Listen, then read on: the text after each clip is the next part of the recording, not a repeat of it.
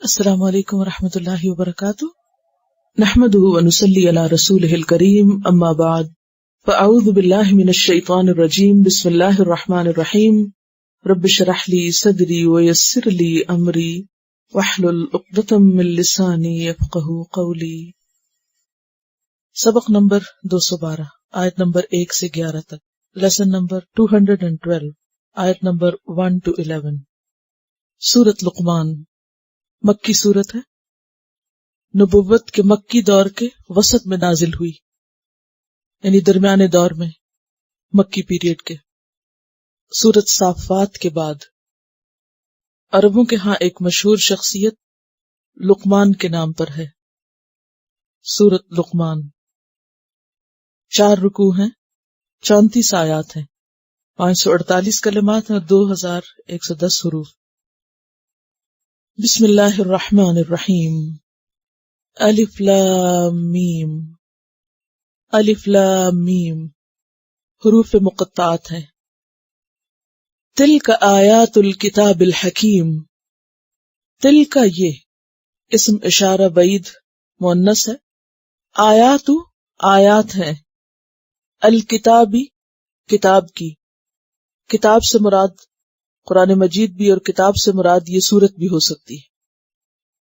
الحکیم حکمت والی، اس سورت میں لقمان حکیم کا ذکر ہے اور اسی کی مناسبت سے یہاں کتاب حکیم آیا۔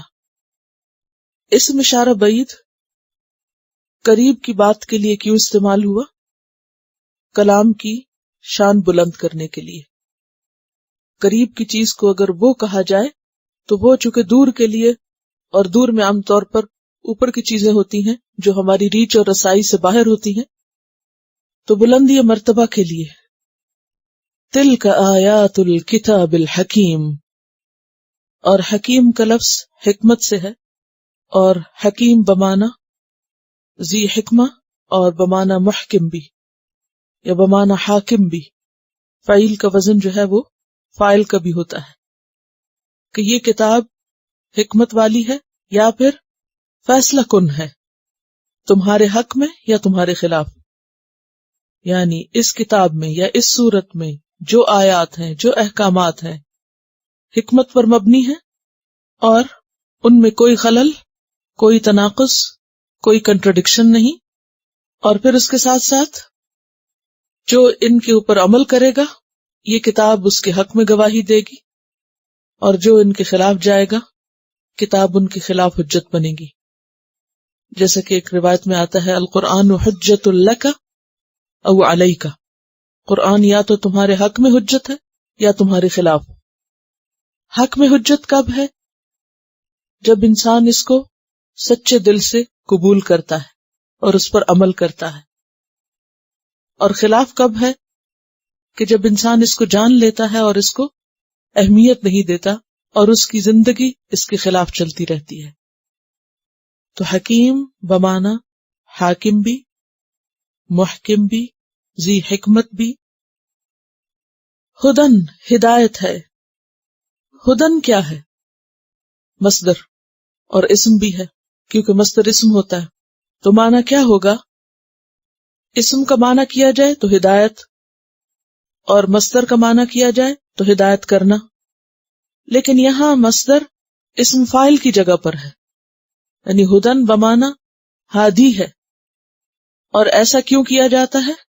مبالغے کے لیے، کہ یہ کتاب بہت زیادہ رہنمائی فراہم کرنے والی ہے۔ ورحمتن، اور رحمت ہے، اور رحمت کے معنی بہت وسیع ہیں، اور یہ بھی اسم بھی ہے اور مصدر بھی۔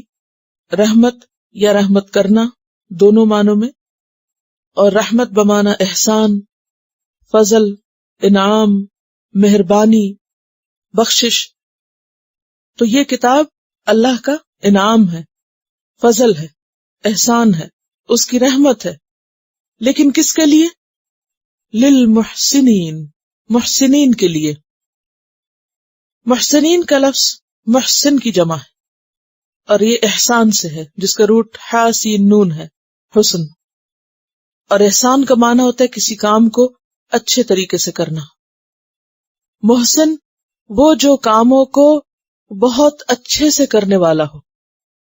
اور کوئی کام اللہ کی نظر میں اچھا کب ہوتا ہے؟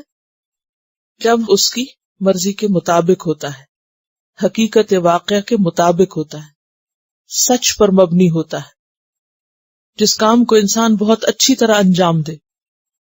تو محسن وہ لوگ ہوتے ہیں کہ جو اپنے کاموں کو، اپنی ذمہ داریوں کو، اپنے فرائض کو عمدگی کے ساتھ نبھانے والے ہوتے ہیں، خواہ وہ فرائض اللہ تعالی کی ذات سے متعلق ہوں یا اس کے حقوق سے متعلق، یعنی جو حقوق اللہ کے دائرے میں آتے ہوں جیسے عبادات وغیرہ ہیں، یا پھر وہ بندوں کے حقوق سے متعلق ہوں.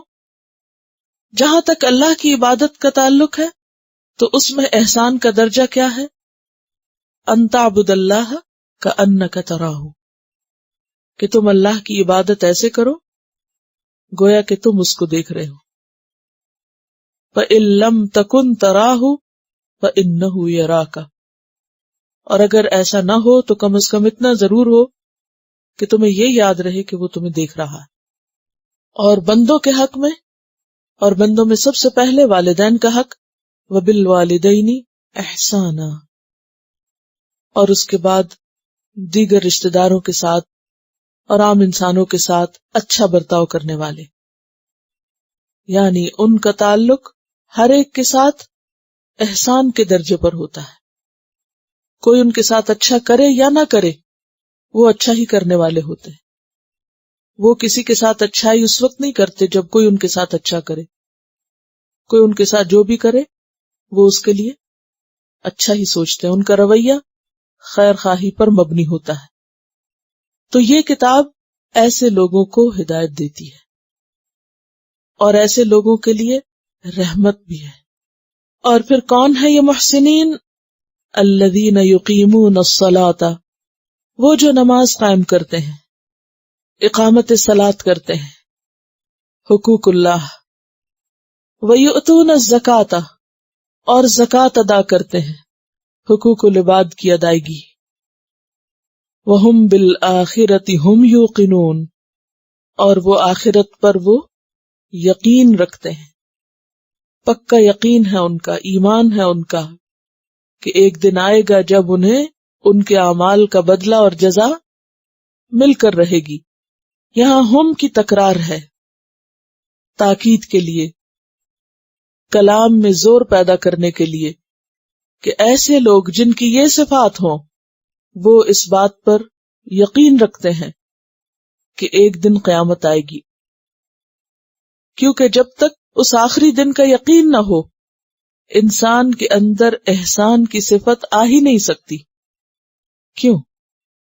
آخرت پر یقین کے بغیر صفت احسان پیدا نہیں ہو سکتی. کیونکہ انسان کمزور ہے، وہ اپنی ہر کوشش کا بدلہ اور صلہ چاہتا ہے. بہت سے لوگ تو فوری چاہتے ہیں، اور اگر فوری نتیجہ ان کو اپنی کسی نیکی کا نہیں نظر آتا تو وہ اس کو چھوڑ دیتے ہیں. لیکن بہت سے عقل مند ایسے بھی ہیں کہ جو اللہ کے وعدوں پر یقین رکھتے ہیں، اور اس یقین کی بنیاد پر وہ اچھا عمل جاری رکھتے ہیں، خواہ وقتی طور پر انہیں کچھ بدلہ ملے یا نہ ملے. الذین یقیمون الصلاۃ اور یؤتون الزکاۃ کہہ کر خاص طور پر دو ضمیروں کے بیچ میں آخرت کا ذکر کیا. وہم بالآخرۃ ہم اور ہم یوقنون، یقین رکھتے ہیں، یعنی لازمی طور پر ان کے اندر یہ صفت پائی جاتی. پیغمبروں کے بارے میں بھی قرآن مجید میں آتا ہے کہ انا اخلصناہم بخالصۃ ذکر الدار، کہ ہم نے ان کو خالص کر لیا تھا ایک خاص چیز کے ساتھ، اور وہ کیا تھی؟ گھر کی یاد. گھر کی یاد انہیں ستاتی تھی تو وہ ہر حال میں اچھائی پر قائم رہتے. اور یہ ایک حقیقت ہے کہ جس کو بھی آخرت کی یاد آتی رہے وہ اچھائی کرتا رہتا ہے پھر. اور انسان اچھائی سے دور کب ہوتا ہے؟ جب آخرت کی یاد بھول جاتی، وہ نگاہوں سے ہٹ جاتی. اولئک علی ھدی من ربہم، ایسے ہی لوگ اپنے رب کی طرف سے آئی ہوئی ہدایت پر ہیں. جو محمد صلی اللہ علیہ وسلم کے ذریعے اللہ نے اپنے بندوں کے لیے بھیجی. وَأُولَئِكَ هُمُ الْمُفْلِحُونَ، اور یہی لوگ وہی دراصل فلاح پانے والے ہیں. البمانا الذین ہے، المفلحون یعنی وہ ہیں جو فلاح کے لائق ہیں، جو فلاح پا جائیں گے. سورۃ البقرہ کے شروع میں بھی ہدایت اور فلاح کی بات ہے کہ ہدایت ہی فلاح کا ذریعہ ہے، اور ہدایت متقین کے لیے، اور یہاں ہدایت محسنین کے لیے ہے. اور محسنین اپنے عمل سے پہچانے جاتے ہیں، اور ان کے اعمال میں اللہ کے حقوق اور بندوں کے حقوق کے علاوہ ان کے دل آخرت کی یاد سے آباد ہوتے ہیں. وہ کسی بھی چیز پر دیکھتے ہیں تو نگاہ عبرت سے، کوئی بھی بات سنتے ہیں تو نتیجے کو سامنے رکھ کے، کوئی بھی کام کرتے ہیں تو وہ آخرت کی یاد کو دل میں رکھ کے. ایسے ہی لوگ صحیح راستے پر چلتے چلے جاتے ہیں اور بالآخر کامیاب ہو کر رہیں گے. یہاں ایک بات ذہن میں رہے کہ سورت مکی ہے لیکن اس میں زکوٰۃ کا حکم ہے. زکوٰۃ کا حکم سورت المزمل میں بھی ہے جو بالکل مکی دور کی ابتدائی صورتوں میں سے ہے. تو اس سے یہ بات پتہ چلتی ہے کہ اگرچہ حکم مکہ میں ہی آ چکا تھا لیکن اس کا باقاعدہ نفاذ مدینہ میں ہوا. اس کی پوری تفصیلات اور قانون اور شریعت مدینہ میں دیا گیا. زکوٰۃ کا لفظ قرآن مجید میں فریضہ کے لیے بھی استعمال ہوتا ہے اور عام صدقے کے لیے بھی آتا ہے. جیسے پیچھے آپ نے ریسنٹلی پڑھا وما آتیتم من زکاۃ تریدون وجہ اللہ، تو وہاں زکوٰۃ کا لفظ فریضہ کے لیے نہیں ہے، عام صدقات کے لیے ہے. تو مکی صورتوں میں جبکہ ابھی زکوٰۃ کا نصاب اور مقدار اور یہ تمام چیزیں مقرر نہیں ہوئی تھی، تو اس وقت بھی اللہ کے دیے ہوئے مال میں سے اللہ کے بندوں پر خرچ کرنے کا حکم موجود تھا. بندوں پر احسان کا بہترین طریقہ کیا ہے؟ مال خرچ کرنا، اپنے مال میں سے کچھ ان پر خرچ کرنا. کیوں؟ اس لیے کہ مال انسان کی پسندیدہ ترین چیزوں میں سے ہوتا ہے، محبوب چیزوں میں سے. وَإِنَّهُ لِحُبِّ الْخَيْرِ لَشَدِيدٌ. تو جب کوئی شخص اللہ کی محبت میں اللہ کے بندوں پر، اللہ کی مخلوق پر اپنا مال خرچ کرتا ہے تو اللہ تعالیٰ اس عمل کو احسان تصور کرتے. وَمِنَ النَّاسِ، اور لوگوں میں سے بعض، من جو یشتری خریدتے ہیں. اشترا کہتے ہیں خرید و فروخت کو، خریدنے اور بیچنے دونوں کے لیے آتا ہے. تبادلہ کرنا، ایکسچینج کرنا. ترجیح دینے کے معنوں میں بھی آتا ہے. کیا کیا معنی ہو گئے؟ خریدنا، ترجیح دینا، تبدیل کرنا یعنی تبادلہ کرنا. وَمِنَ النَّاسِ مَن يَشْتَرِي، اور لوگوں میں سے بعض خریدتے ہیں. اب اگر اس کو اس کے خرید و فروخت کے معنی میں لینا ہو تو مراد یہ ہے کہ پیسے دے کر ایسی چیزیں خریدتے ہیں، اور اگر تبادلے کے معنی میں ہو تو مراد کیا ہے کہ بہتر چیز دے کر بیکار چیز لیتے ہیں. اولئک الذین اشتروا الضلالۃ بالہدی، ایسے ہی لوگ ہیں جنہوں نے خرید لی گمراہی ہدایت کے بدلے. تو خرید لی سے مراد یہاں کیا ہے؟ تبدیل کر لی، ہدایت دے کر گمراہی لے لی. تو یہاں بھی تبادلے کے معنی میں اگر ہو تو مراد یہ ہے کہ ایک چیز دی اور دوسری لے لی. اور ترجیح دینے کا معنی ہو تو بھی کہ ان کی زندگی میں پرائرٹی مختلف ہے. کچھ لوگوں کی زندگی میں پرائرٹی احسن الحدیث ہے، اللہ کی کتاب، اور کچھ لوگوں کی زندگی میں لہو الحدیث، لہو الحدیث ہے. لہو کیا چیز ہوتی ہے؟ لہو ہوتی ہے وہ چیز جو انسان کو اپنے اندر اس طرح مشغول کر لے کہ اس سے اہم چیزیں بھلوا دے.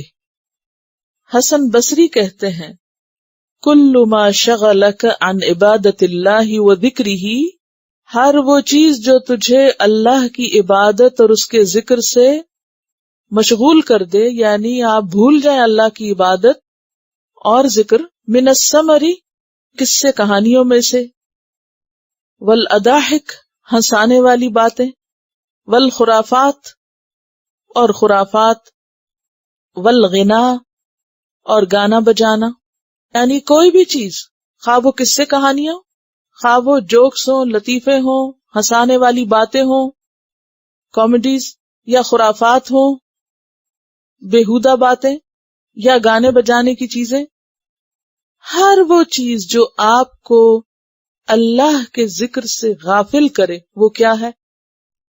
لہو۔ قرآن پاک میں آتا نا الہاکم التکاثر، تو اللہ یلہی، الہا بھی اسی سے، لہو بھی سے ہے، غفلت میں ڈالے رکھا، بھلائے رکھا۔ اور الحدیث کا کیا معنی ہوتا ہے؟ بات، یعنی باتوں میں سے جو فضول باتیں ہیں، بےہودہ، بے سر و پا، حکایتیں، لطیفے وغیرہ، بے مقصد، بے اصل، گمراہ کن، غلط سلط، یہ ہے لہو الحدیث۔ تو کچھ لوگ کیا کرتے ہیں، حکمت کی بات چھوڑ کر، قرآن کی بات چھوڑ کر، سنجیدہ بات چھوڑ کر صرف غیر سنجیدہ باتوں کی طرف متوجہ ہوتے ہیں، ان کو ترجیح دیتے ہیں، ان کو خرید بھی لیتے ہیں، ایکسچینج کرتے ہیں۔ باتیں دو طرح کی ہوتی ہیں، ایک نصیحت والی بات، خیر خواہی پر مبنی بات، مفید بات، اور دوسری غیر مفید، محض تفریح پر مبنی بات، جسٹ انٹرٹینمنٹ۔ ایک ہے نصیحت اور دوسری ہے تفریح۔ نصیحت کا ایفیکٹ کیا ہوتا ہے؟ پر حکمت بات کا نتیجہ کیا ہوتا ہے؟ اچھی بات کا نتیجہ کیا ہوتا ہے؟ اچھا، وہ انسان کو ذمہ داری کا احساس دلاتا ہے۔ مثلا ابھی ہم نے اگر محسنین کے بارے میں پڑھا تو ہم سب کے اندر کیا پیدا ہوا؟ ایک احساس پیدا ہوا کہ ہمیں بھی کچھ کرنا چاہیے محسن بننے کے لیے، تاکہ ہم بھی فائدہ اٹھائیں، ہدایت پائیں، اور پھر ہم بھی کامیاب ہوں۔ تو یہ نصیحت کی بات کا نتیجہ کیا ہوتا ہے کہ انسان ایک رسپانسبل، میچور، ذمہ دار انسان بنتا ہے۔ اس کے برعکس محض تفریح کی باتیں انسان کو کیا بنا دیتی ہیں؟ لائٹ باتیں اس کے اندر ایسی لائٹنس پیدا کرتی ہیں کہ وہ صرف لائٹ ہی ہو جاتا ہے، اور اس کے اندر احساس ذمہ داری ختم ہو جاتا ہے، ہر ذمہ داری سے فارغ، ہر چیز کو مذاق میں اڑا دیا، ہر چیز کو ہنسی میں ٹال دیا، نان سیریس ایٹیٹیوڈ ڈیولپ ہو جاتا ہے اس سے۔ تو ہر وہ بات جو انسان کے احساس ذمہ داری کو کم کرے وہ کیا ہے؟ لہو الحدیث ہے۔ تو یہاں پر کیا کہا جا رہا ہے کہ کچھ لوگ ایسے ہوتے ہیں کہ جو ترجیح دیتے ہیں لہو الحدیث کو، خرافات کو، کھیل کود کو، لغویات کو، کس پر؟ اللہ کے کلام پر، کیونکہ پیچھے کتاب کی بات ہوئی، اللہ کے ذکر کی بات ہوئی۔ اور پھر آپ دیکھیے کہ لہو الحدیث کا معنی اگرچہ ہر وہ چیز اس میں شامل ہے جو مشغول کرنے والی باتیں ہیں، اس کی بڑی بڑی مثالیں تو یہ دی گئی کہ جیسے قصے کہانیاں وغیرہ وغیرہ، لیکن اس کے علاوہ ہر بے اصل بات، فضول بات، جس کو چٹر پٹر آپ کہہ سکتے ہیں، گاسپس کہہ سکتے ہیں، بے وجہ دوسروں کو ڈسکس کرنا، یہ سب بھی عموماً ان کا ایفیکٹ کیا ہوتا ہے؟ کیونکہ لہو کا ایک ایفیکٹ ہے، ایک نتیجہ، ایک ریزلٹ ہے کہ وہ آپ کو کیا کرتا ہے؟ اتنا اپنے اندر مشغول کر لیتا ہے کہ آپ کی نماز لیٹ ہو جاتی، خواہ وہ کسی کے ساتھ ٹیلی فون پر بات ہی کیوں نہ ہو۔ اگر نماز کا وقت جا رہا ہے تو کوئی فائدہ نہیں۔ پھر اسی طرح بعض اوقات لوگوں کے مسئلے مسائل ڈسکس کرنا، وہ اتنا ٹائم لے لیتا ہے کہ انسان کو اپنے فرائض بھول جاتے ہیں۔ آپ دوست کی داستان غم سن رہی ہیں اور آپ کا بچہ بیٹھ کے ٹی وی دیکھ رہا ہے اور اس نے نماز بھی چھوڑ دی ہے، تو کیا ہوا؟ بظاہر آپ نیکی کا کام کر رہی ہیں، لیکن اس نیکی کے نتیجے میں اثر کیا آیا کہ وہ دوسرا فریضہ رہ گیا۔ پھر اسی طرح وہ باتیں بھی اس میں آتی ہیں لہو الحدیث میں کہ جو انسان کو حق سے دور کر دیتی ہیں، کیسے؟ کسی کی ضد میں، کسی سے حسد کی وجہ سے، کسی کے ساتھ کسی اختلاف کی بنا پر اس کے خلاف پروپیگنڈا شروع کر دینا، تانے دینا، عیب جوئی کرنا، اس کی باتوں میں شوشے نکالنا، مذاق اڑانا. جیسا کہ ہم قرآن مجید میں پڑھتے ہیں کہ بعض لوگ نبی صلی اللہ علیہ وسلم کی مجلسوں میں آتے تو وہ کیا کرتے؟ بالکل دھیان سے نہیں بیٹھتے تھے، اور پھر جب آپ بات ختم کرتے تو کہتے رائنا، ذرا ہماری طرف توجہ کیجیے، وہ ذرا دوبارہ بتا دیجیے آپ نے کیا بتایا تھا ابھی. تو اللہ تعالیٰ نے کیا فرمایا؟ لا تقولوا رائنا وقولوا انظرنا. کچھ اور لوگ محض شوشے نکالتے رہتے، اعتراض کرتے رہتے، اچھا یہ آیت منسوخ کیوں ہو گئی؟ یہ پہلے آیا تھا حکم، اب کیوں نہیں آیا؟ اب کیوں منسوخ ہو گیا؟ اللہ تعالیٰ کو تو سب پتا تھا، وہ پہلے ہی اتار دیتا. تو اللہ تعالیٰ نے کیا فرمایا؟ ما ننسخ من آیت او ننسها نأتی بخیر منها او مثلها. بعض اوقات کیا ہے کہ صرف حسد کی بنا پر آپ صلی اللہ علیہ وسلم کا لوگ انکار کرتے تھے، یا آپ کی باتوں میں مین میخ نکالتے رہتے، یا آپ پر بے وجہ کے اعتراض کرتے رہتے. اب ایسے تمام مواقع پر انسان حق کا دامن ہاتھ سے چھوڑ دیتا. حق بالکل من بعد ما تبین لهم الحق، کہ ان کے سامنے حق بالکل واضح تھا. نبی صلی اللہ علیہ وسلم کی شخصیت روز روشن کی طرح واضح تھی، آپ کا پیغام، آپ کی سچائی سب واضح تھا، لیکن وہ مان کے نہیں دے رہے تھے. کیوں؟ کیونکہ پیچھے جالسی تھی، یہ تکبر تھا. تو بعض اوقات انسان ایسے نیگیٹو اثرات کی وجہ سے جو اس کے دل کے اندر ہوتے ہیں، وہ دوسرے کے خلاف ایسی باتیں شروع کر دیتا ہے کہ جو حق سے ہٹی ہوئی ہوتی، اور اس کے نتیجے میں بھی یا وہ خود یا دوسرے لوگ اللہ کے ذکر سے، اللہ کے دین سے دور ہو جاتے ہیں. لیدل، تاکہ وہ بھٹکائے، یعنی یہ اس شخص کا کردار بتایا جا رہا ہے کہ جو صرف خود نہیں لہو الحدیث میں مشغول، بلکہ ظالم آگے بڑھ کر دوسروں کو بھی اپنی لپیٹ میں لے رہا ہے. اس کا مقصد کچھ اور ہے لہو الحدیث خریدنے کا، اور وہ کیا ہے؟ لیدل، تاکہ وہ بھٹکا دے. کس سے؟ عن سبیل اللہ، اللہ کے راستے سے، تاکہ وہ لوگوں کو اللہ کے راستے سے بھٹکائے. تو سب سے بڑا جرم کیا ہے؟ کہ ایسے کاموں میں انسان مشغول ہو کہ جس سے وہ دوسرے لوگوں کو بھی اللہ کے راستے سے ہٹا دے، اللہ کے طریقے سے ہٹا دے، اللہ کی عبادت سے ہٹا دے. تو یہاں پر کیا کہا جا رہا ہے؟ وَمِنَ النَّاسِ مَن يَشْتَرِي لَهْوَ الْحَدِيثِ، اور اگر یہاں الناس میں سے بعض سے مراد نضر بن حارث کو لیا جائے تو اس کا لہو الحدیث خریدنا کیا تھا؟ وہ قصے کہانیاں اور وہ گانے والی عورت، جو کس مقصد کے لیے استعمال کر رہا تھا؟ لیدل عن سبیل اللہ، تاکہ لوگوں کو اللہ کے راستے یعنی دین اسلام سے، قرآن سے ہٹا دے. بغیر علم، بغیر علم کے. بغیر علم کے سے مراد کیا ہے؟ کہ لہو علم سے خالی ہے، یعنی جو دعوت محمد صلی اللہ علیہ وسلم دے رہے تھے، جو قصے آپ سنا رہے تھے، وہ علم پر مبنی تھے. اور نضر بن حارث کے قصے محض دل بہلانے کا سامان تھا، جسٹ انٹرٹینمنٹ، ان کے پیچھے کوئی علم نہیں تھا. ایک معنی تو یہ. دوسرا یہ کہ بغیر کسی دلیل کے، یعنی بے سروپا باتیں. پھر ایک معنی یہ بھی کیا گیا کہ اپنے اس کام کے نتیجے سے بے علم، اس کو نہیں پتا تھا وہ کر کیا رہا ہے. یعنی اس لحاظ سے تو پتا تھا کہ وہ آپ کا مقابلہ کر رہا ہے، لیکن یہ نہیں پتا تھا کہ اس مقابلے کا نتیجہ کیا نکلے گا، انجام کیا ہوگا، یعنی انجام سے بے خبر ہو کر. تو اس کا مقصد کیا تھا لہو الحدیث خریدنے کا؟ یعنی لہو الحدیث ویسے ہی ایک ناپسندیدہ چیز ہے، اور اگر اس لیے خریدی جائے، اس لیے اس کو اپنایا جائے تاکہ اس کے ذریعے سے لوگوں کو اللہ کے راستے سے ہٹا دیا جائے، ان کے دل، ان کے دماغ، ان کی سوچیں، ان کی پسند ایسی بنا دی جائے کہ اب وہ قرآن جیسی سنجیدہ بات سننے کے قابل ہی نہ رہیں، اس میں ان کا انٹرسٹ ہی نہ ہو، وہ ان کو کیا نظر آئے؟ جسٹ بورنگ، ان کا دل ہی نہ لگے ایسی مجلس. تو یہ کیا ہے؟ اشترا، ایک چیز کے بدلے دوسری چیز لانا، قرآن کے بدلے لہو الحدیث سے لوگوں کو بہلانا. یا لوگوں کو لہو الحدیث میں اتنا مشغول کر دینا کہ ان کے پاس نہ ذوق رہے، نہ شوق رہے، نہ وقت رہے، اور نہ خیال رہے کہ انہوں نے کچھ اور بھی کام کرنا ہے، سنجیدہ کام، آخرت کا کام، اپنے انجام سے بے خبر، ان کو ان کے انجام سے بے خبر کر دینا۔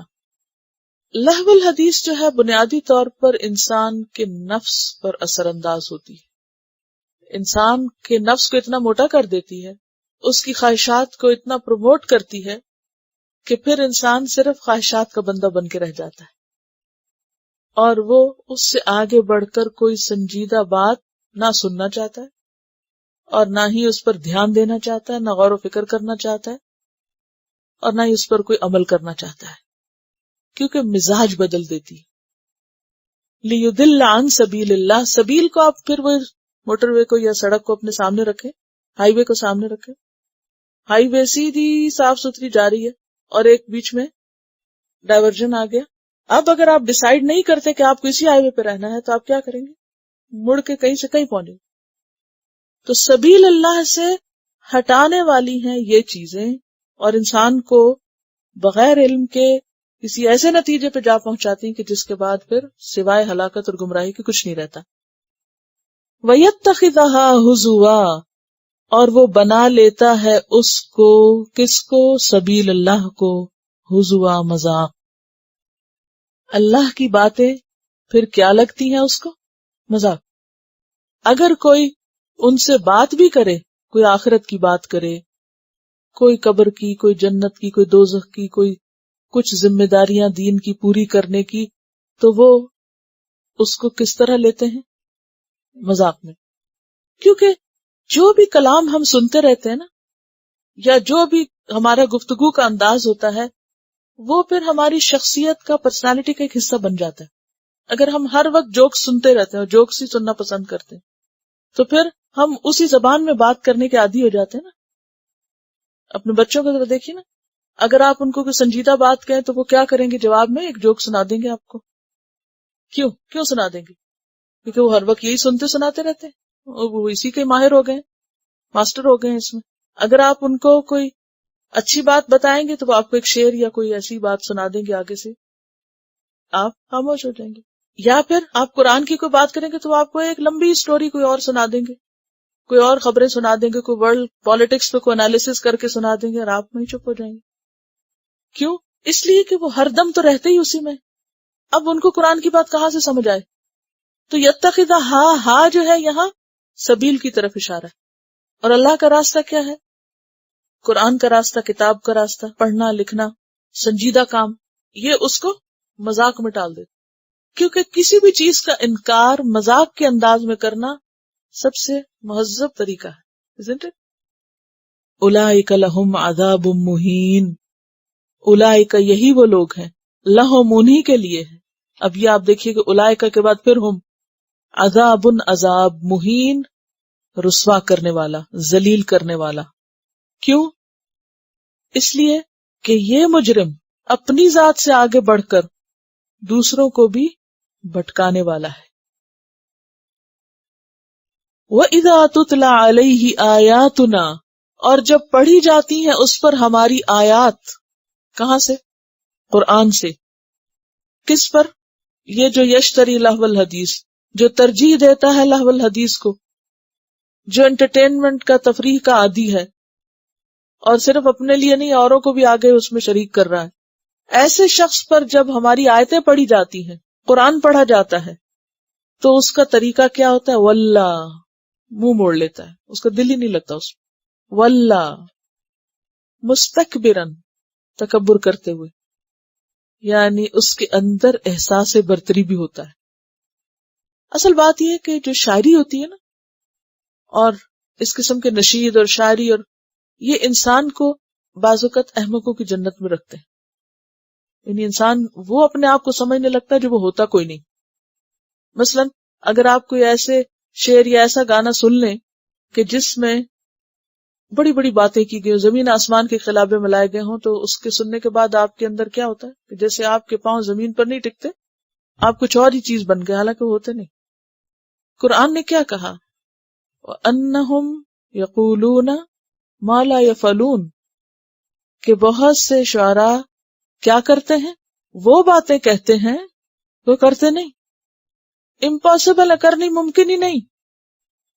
مستکبرن، اصل میں عرب شاعری کے اندر خاص طور پر ایک شاعری تھی جو فخر پر مبنی تھی. شعراء فخریہ باتیں کرتے تھے، اپنے آپ کو بڑی چیز بنا کے پیش کرتے، اور باتوں میں اتنا دوسروں کو چڑھاتے، ایسے ایسے خوشامد کرتے. قصیدہ کیا ہے؟ کسی کی خوشامد کرنا. بادشاہوں کے قصیدے لکھے جاتے، وہ معمولی سی چیز ہوتے، معمولی انسان ہوتے، لیکن ان کی تعریفیں کر کر کے ان کو اتنا اٹھاتے، بڑھاتے، چڑھاتے کہ وہ اپنے آپ کو بہت بڑی چیز سمجھنے لگتے. اب ایسا شخص جو ایسی شعر و شاعری اور ایسے گانے اور ایسی لغویات سن کر اپنے آپ کو بہت بڑی چیز سمجھے، اور خاص طور پر اس کے پاس یہ قابلیت بھی ہو کہ وہ دوسروں کو ہنسانا جانتا ہو، یعنی جوک سنا کے لوگوں کو اپنا شدائی بنائے ہوئے ہو، اور اس نے اپنے آس پاس ایک بھیڑ کٹھی کی ہوئی ہو، تو وہ کیسا احساس برتری انسان کے اندر پیدا ہو جاتا ہے. یعنی فالس پرائڈ پیدا ہو جاتی ہے نا انسان کے اندر. کیونکہ گانے میں، شعر میں ایسی صلاحیت ہوتی ہے کہ وہ اپنے ارد گرد گانا سنانے والا ہزاروں کو نہیں، لاکھوں کو اکٹھا کر سکتا ہے. ہوتا ہے جی. اب آپ خود سوچئے کہ جو شخص ہزاروں لاکھوں کو اکٹھا کر لے اپنے ارد گرد، اس کے اندر کیا تکبر نہیں آئے گا؟ آئے گا. اب ایسے شخص کو آپ اللہ کی کوئی بات سنائیں تو سر جھٹک کے پرے جائے گا، کہے گا یہ کیا فضول باتیں کرتے تم، کیا ہر وقت رونے رلانے کی اور آخرت کی، جہنم کی اور دوزخ کی باتیں ہو رہی.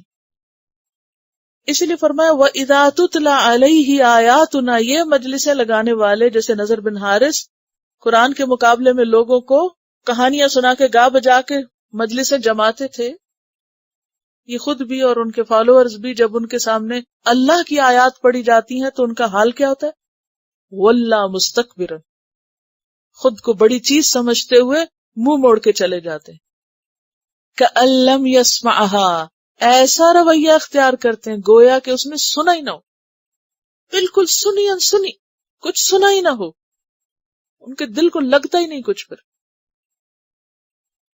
كَأَنَّ فِي أُذُنَيْهِ وَقْرًا، گویا کہ اس کے دونوں کانوں، اذنئی کیا تھا؟ اذنین، اور مضاف کی وجہ سے نون اڑ گیا، اذنیہ، اس کے دونوں کانوں میں کیا ہے؟ وقرا. وقر کہتے ہیں ڈونکی لوڈ کو، جیسے کیمل لوڈ کو کہتے ہیں وسق، تو ڈونکی لوڈ ہوتا ہے وقر. گدھے کے اوپر جتنا سامان رکھا جا سکے اس کو وقر کہتے ہیں. سمجھے؟ کبھی دیکھا ہے گدھے کو سامان اٹھائے؟ اور آپ نے اکثر دیکھا ہوگا کہ گدھے پہ جب سامان لادا جاتا ہے نا تو اس کی دونوں طرف وہ بڑے بڑے تھیلے سے یا وہ لٹکے ہوئے ہوتے ہیں کانوں جیسے. اب الفاظ آپ قرآن کا انتخاب دیکھیے، یہ کتنی ریالٹی ہے نا. کبھی آپ گدھے کو یاد کریں کہ جس کے اوپر اینٹیں لدی ہوئی ہوں تو وہ اس کے جو اوپر بیگیج اس کے ہوتے ہیں وہ اس طرح رکھا ہوا ہوتا ہے کہ ادھر بھی لٹک رہا ہوتا ہے، ادھر بھی، اس کی پیٹھ پہ کم ہوتا ہے، نہ ہونے کے برابر ہوتا ہے. وہ بوجھ جو ایک ڈونکی اٹھاتا ہے اس کو وقر کہتے ہیں. اللہ تعالیٰ فرماتے ہیں کہ یوں لگتا ہے جیسے اس کے دونوں کانوں میں وقر ہے، بوجھ ہے، بوجھ یعنی بہرا بنا ہوا، اتنا اس کے اندر ٹھسا ہوا ہے فساد کہ وہ قرآن کی یہ حق بات کو سن بھی نہیں سکتے. كَأَن لَّمْ يَسْمَعْ، وہ اس کے پار سے گزر گیا. اب ذرا سا ہم امیجن کریں کہ کسی کے کان میں اتنا بوجھ ہو، جیسے گدھے کے اوپر لدا ہوا بوجھ ہو، اتنا آس پاس وہ گند اکٹھا ہوا ہو، تو قرآن اندر کدھر سے جائے گا؟ اور ایک میں نہیں، اذنیہ، دونوں میں ہے، ادھر سے بھی نہیں جاتا، ادھر سے بھی نہیں جاتا، یعنی کوئی اس کے سننے کے چانسز نہیں. كَأَنَّ فِي أُذُنَيْهِ وَقْرًا فَبَشِّرْهُ بِعَذَابٍ أَلِيمٍ، تو خوشخبری دے دو اس کو دردناک عذاب کی. جو اللہ کی بات نہیں سن سکتا اس کے لیے کوئی خوشخبری نہیں. إِنَّ الَّذِينَ آمَنُوا وَعَمِلُوا الصَّالِحَاتِ، یقیناً وہ لوگ جو ایمان لائے اور انہوں نے اچھے کام کیے، لہم جنات النعیم، ان کے لیے نعمتوں بھرے باغ ہیں. آپ کسی باغ میں جائیں تو بعض اوقات کیا ہوتا ہے؟ بس صرف ہریالی، سبزہ ہوتا ہے یا پانی. کبھی آپ کسی پارک میں جائیں نا تو ویسے دیکھنے میں بہت کچھ خوبصورت نظر آ رہا ہوگا، وہاں کوئی کھانے پینے کی چیز نہیں ہوگی وہاں. لیکن یہاں کیا ہے؟ لہم جنات النعیم، باغ ہے اور نعمتوں سے بھرے ہوئے، پھلوں سے لدے ہوئے، طرح طرح کی راحت کی چیزوں سے فل. خالدین فیہا، ہمیشہ رہیں گے اس میں. وعد اللہ حق، حقا، وعدہ ہے اللہ کا سچا، سچا وعدہ. اور ان اللہ لا یخلف المیعاد، وہو العزیز الحکیم، اور وہ زبردست بھی ہے، حکمت والا بھی ہے. اس کی حکمت اور اس کی قدرت کہاں نظر آتی ہے؟ خلق السماوات بغیر عمد ترونہا، آسمان و زمین کی تخلیق میں دیکھو، اس نے پیدا کیا آسمانوں کو بغیر عمد، بغیر ستونوں کے. میں کبھی سوچتی ہوں کہ اگر آسمان کے بھی پلرز ہوتے تو زمین پہ رہنا کتنا مشکل ہوتا. ہم ذرا سا نظر اٹھاتے تو ہر طرف وہ نگاہیں گھوم جاتی، سورج اس کے پیچھے سے آ رہا ہوتا ان پلرز کے، اور کہیں چھاؤں ہوتی اور کہیں، اور پھر آپ کو پتا جتنی بڑی چھت ہو اتنے بڑے پلرز ہوتے. اسلام آباد میں الہدا کی تعمیر ہو رہی تھی تو ہال بنانا تھا، تو میں جب آرکیٹیکٹ سے بات کرتی ہوں کہ پلیز پلر نہیں ہونے چاہیے، وہ کہتے نہیں بہت مہنگی پڑے گی. میں نے کہا کتنی مہنگی پڑے گی، بس پلر نہیں بنائے اس میں، کیونکہ وہ پھر ویو بلاک ہوتا ہے، جو بھی پلر کے پیچھے ہوں گے پتہ ہی نہیں چلے گا، لوگ آرام فرمائیں گے. تو بہتر ہے کہ پلر نہ ہو. پھر میں کمپرومائز کرتی ہوں، میں کہتی اچھا اگر بہت ضروری ہے تو بس بہت تھن پلر. کہتے نہیں اتنی بڑی بلڈنگ کے لیے تھن پلر نہیں ہوتے، جتنی بڑی بلڈنگ ہوگی اتنے بڑے پلر ہوں. جب مکہ جاتے ہیں حرم میں ہر چیز بہت اچھی لگتی ہے، پلر نہیں اچھے لگتے جب وہ ویو بلاک کرتے ہیں. Pillars pillars pillars. تھوڑی سی دیر سوچیں اگر اسی طرح اس آسمان کے نیچے پلرز ہوتے کیا حال ہوتا، اور جتنی بڑی چھت اور جتنی اونچی اتنے ہی بڑے پلر ہوتے. پھر بغیر عمد ترونہا، جن کو تم دیکھتے ہو. ہاں کی ضمیر یا تو آسمان کی طرف ہے یا پلرز کی طرف. آسمانوں کو اس نے پیدا کیا بلا ستون، وہ ستون تم کو دکھتے نہیں، یا پھر ستون ہے نہیں. وَأَلْقَى فِي الْأَرْضِ رَوَاسِيَ، آسمانوں پہ پلر لگانے کی بجائے زمین کے اندر اس نے کیل گاڑے ہیں، پہاڑ ٹھونک دیے. پہاڑ کے اندر اصل زمین کے پلرز ہیں، ایک طرح سے زمین کو تھامے ہوئے. وَأَلْقَى فِي الْأَرْضِ رَوَاسِيَ، بوجھل پہاڑ، کیل. أَن تَمِيدَ بِكُمْ، کہ تمہیں لے کے ڈولتی نہ رہے، ہلتی نہ رہے. مید کہتے ہیں بڑی چیز کے ہلنے کو، یعنی اتنا بڑا ہیوج زمین کا جو بال ہے، وہ اس کا اوپر کا کرسٹ جو تھا وہ کیا ہوتا اگر یہ میخیں نہ لگی ہوتی، کہ وہ کھسکا رہتا. وَبَثَّ فِيهَا مِن كُلِّ دَابَّةٍ، اور اس نے پھیلا دیے اس میں ہر طرح کے جاندار. دابہ پاؤں پہ چلنے والے، رینگنے والے، حرکت کرنے والے. وَأَنزَلْنَا مِنَ السَّمَاءِ، اور نازل کیا ہم نے آسمان سے، ماءً پانی، کون سا؟ بارش کا. فَأَنبَتْنَا فِيهَا، پھر اگایا ہم نے اس میں، کس میں؟ زمین میں. من کل زوج کریم، ہر قسم کے فائدہ دینے والے جوڑے.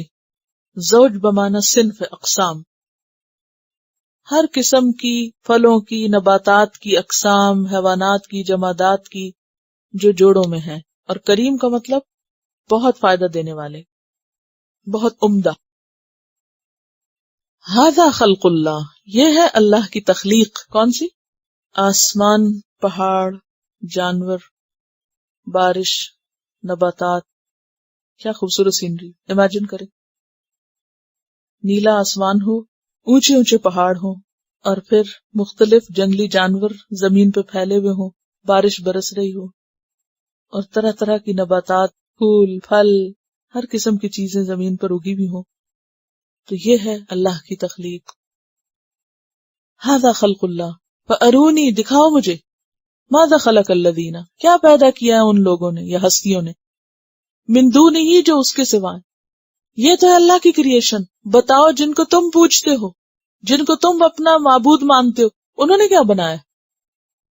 بل الظالمون فی ضلال مبین، بلکہ ظالم لوگ کھلی گمراہی میں مبتلا ہیں، حق کو بھول گئے. تلاوت سنیے. سبحانک اللہم و بحمدک، نشہد ان لا الہ الا انت، نستغفرک و نتوب الیک. السلام علیکم و رحمۃ اللہ وبرکاتہ. Quran vocabulary 100%. The best application to understand Quran. Study with flashcards. Word list. Learn 25% of Quran vocabulary in 7 days. Multiple MCQs to practice and test vocabulary. Single choice. Multiple choice. True, false. Bookmark difficult words. Study wrongly answer words. Test your skills. 12 essential grammar lessons at Learn Quranic Grammar. You can select number of word to study from bookmarks. Select number of times wrongly answered words for study. Test your skills with multiple choice flashcard, true, false, matching words and single choice MCQs. Grammar lessons are available in PDF format. Native Quranic and Urdu fonts. Available at Google Play and Apple App Stores. Download it today to contribute in the Islamic Apps Development Project. Quran vocabulary 100% in Urdu. Visit smartappsweb.com.